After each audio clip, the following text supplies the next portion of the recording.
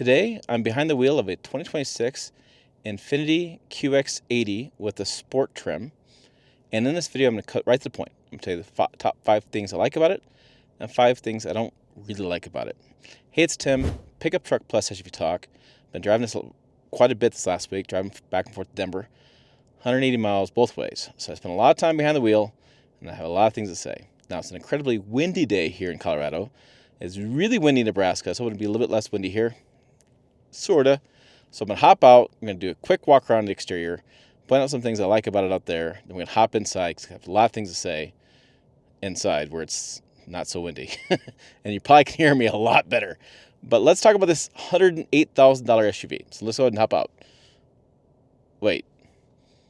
You heard that correctly, right? $108,000? Yeah.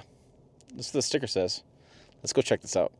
Because, wow, that's a price point.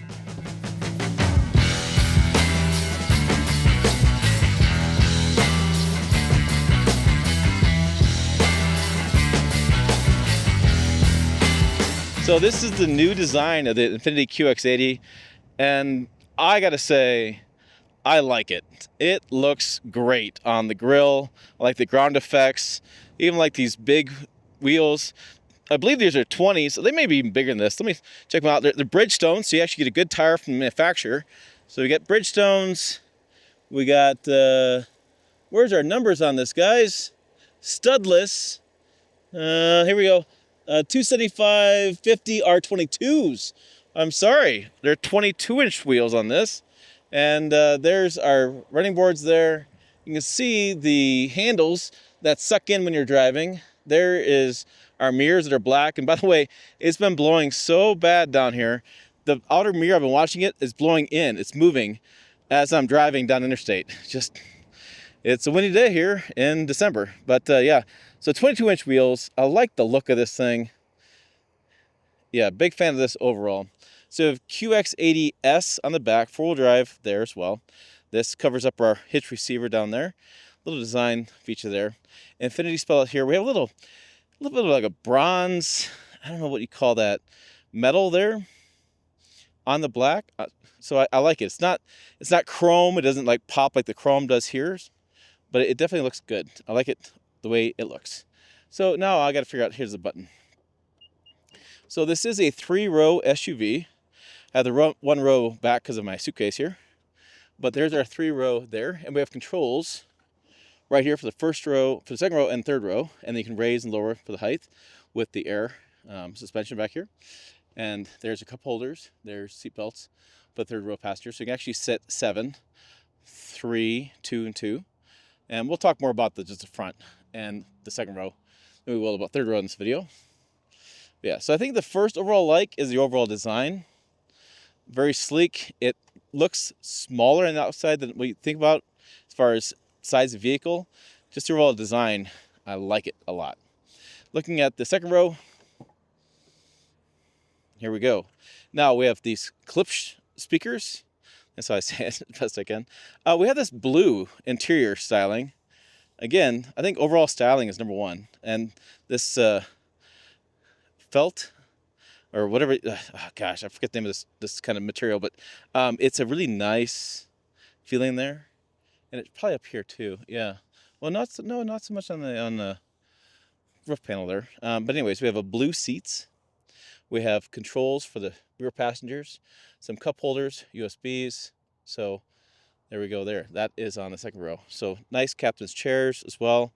Look, I got powered seats in the second row. So there's your luxury for second row passengers. Would be nice though to have that the screen here that comes up and down. I know these are tinted windows, but people like that. The little screen comes up here. If you ever see them in different vehicles, you may know what I'm talking about. Sunshade screen pops up.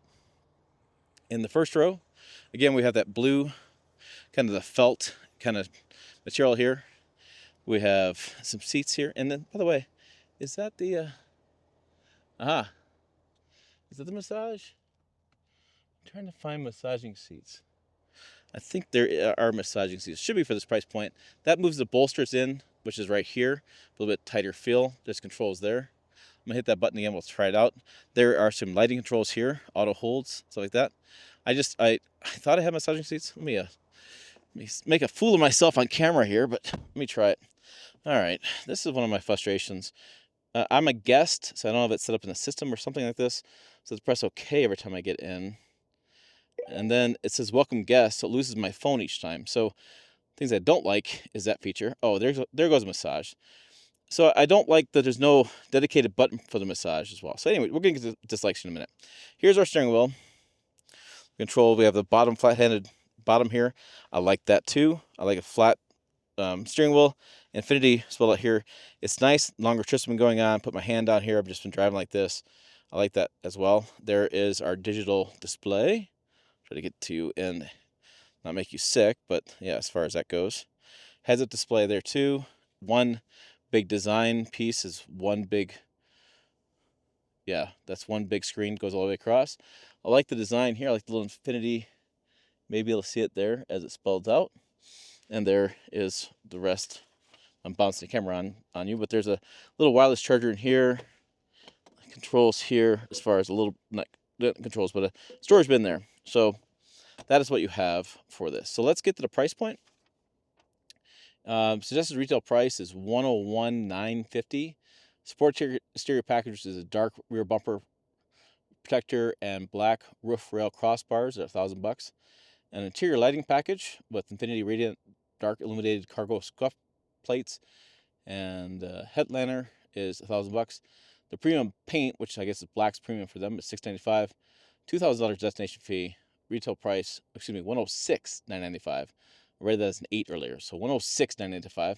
It's got the new 3.5 liter V6, 450 horsepower, 516 pound-feet of torque, made it to a 9-speed automatic transmission. And then we have the dual screen. So this is your HVAC system here. You can also change and do different drive modes as well there. If you want to switch between tow, snow, eco, 4-wheel drive high, 4-wheel drive auto, and back and forth. There is no 2-wheel drive, which is interesting. 4-wheel drive auto or 4 high. And then you can switch back and forth to the HVAC controls. So I told you I really like the design, right? Exterior design, interior design, like looks. Probably 1 and 2. I like the design feature here. It's 3. I like the just overall driving. I like where I'm sitting position. I like the powertrain. The V8 had before was fine. This is smoother. To me, it's more fuel efficient. The way I drive it, some people I know argue about that stuff, but I think it's more fuel efficient. It's more powerful. It's just a better overall driving experience. And then the last thing I like is gotta be, right? I've been a big fan of this over the years. I told you guys this. Many different videos I've done. Seat comfort. These seats rock.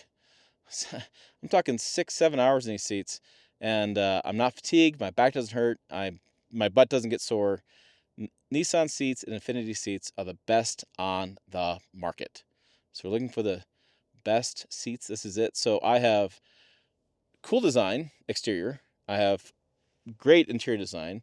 I like the driving position. I like the bottom steering wheel. I like the powertrain, and I like the seat comfort. What don't I like? Well, I kind of alluded to a couple things. Yeah, if I wasn't a guest, this would work out better. But I also just, this is, I don't know. It doesn't work well for me. I don't know. I know I'm not being very specific, but this is, yes, I know, no phone. I don't know. It's just, I don't know. I just don't know. I like how it all blends in. It all looks nice, but the controls over here are just awkward. Like, does this go over there? Because I have the volume over here, but nothing over there. Or I gotta press it over here, change that screen. Then I can go up and down over here. But then does that? I don't know. Maybe as an owner you get used to that, but for me, all the time I'm driving it, not a big fan of that. I also don't like the Nissan 360 system. I find it cumbersome and clunky. This is your lane departure and your adaptive cruise control. I also understand why it doesn't have self-driving for $108,000 like Cadillac Super Cruise has, where it's a bar here. It reads your eyeballs and drives yourself. It seems like that'd be a feature in this price point I'd want. I don't like there's not a dedicated massage button in here. Why not? It's digital. There's space right here, whatever. I don't like there's no steering wheel. The heated steering wheel button here. It's the driver. Put it here. I've never understood. Nissan's done this for years. Infiniti does it now too. Why is the heated steering wheel button further away from the driver? They did it in Nissan Titan. They've done other vehicles. But it seems like I don't understand the philosophy there. You know, if the driver's going to have it for him, and it only works for the driver steering wheel, put it next to the driver. Kind of situation there. So yeah, those are just small details I have on it as far as things I don't like, because there's a lot of stuff I do like. You know, I wasn't a huge fan. I wasn't. So, okay, I wasn't a huge fan of the prior generation. I just thought it was, I didn't like the interior design. Exterior design was powertrain was So they made huge improvements. Big fan of exterior design. Big fan of interior design. Like the powertrain. But now I got situations where like I have to be signed in all the time to be able to use my phone. I've had trucks before that had to be signed into. I don't sign in the stuff. I don't want to. I don't feel like I need to.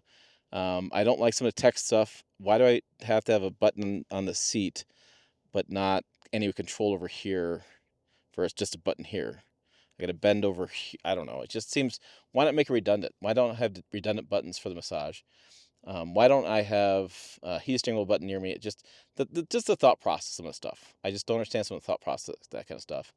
I don't like the Nissan 360. Haven't been a big fan of that since it came up with that. I find the system to be a little awkward, a little clunky, and I wish this had self-driving for the price point. And I'm also like, man, that price point, that's a lot. $108,000 for this. I don't know that I'm seeing it. What do you guys think? Is this worth $108,000 to you? I'd be curious. Put comments down below. You know how to do that. Also, check out other videos on the channel up over here. Website down below as well. Pickuptrucktalk.com. As always, thanks for watching. I will see you down the road.